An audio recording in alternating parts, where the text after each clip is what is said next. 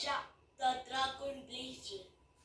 Jack, a young boy from the village of Ashwood, was playing outside when a stray dog bit him.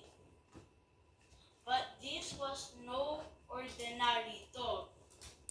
It was a magical creature imbuing Jack with firing powers. As Jack recovered, he discovered he possessed superhuman strength, agility, and the ability to generate blazing fireballs. The village elder believed the dog was a divine messenger chosen to create a hero. Meanwhile, a fierce dragon named Infernox terrorized Ashwood, burning homes and crops.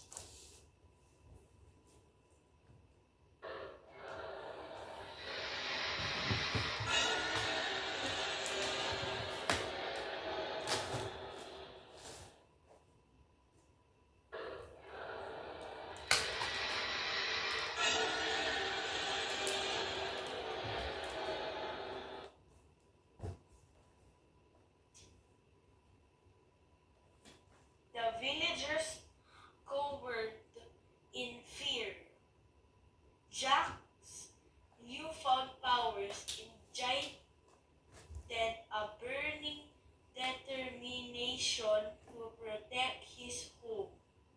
Donning a fiery suit, he transformed into dragonblazer. With flames dancing around him, Dragonblazer confronted Infernox. The dragon roared, breathing fire that in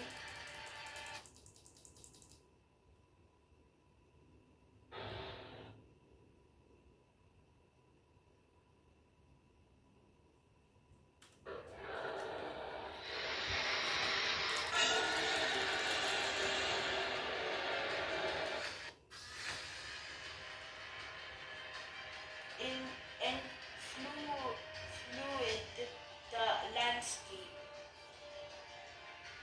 Dragonblazer countered with blazing fireballs, dodging Infernox's claws.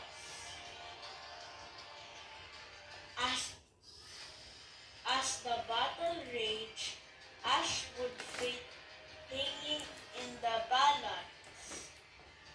Dragonblazer's resolve strengthened, fueling his powers.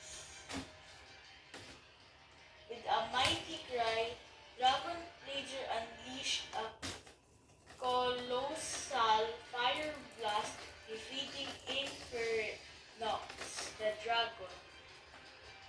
The dragon dissipated into ashes, freeing Ashwood.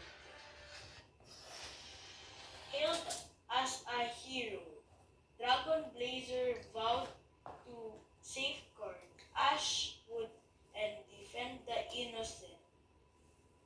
Jack's legend grew, inspiring generations.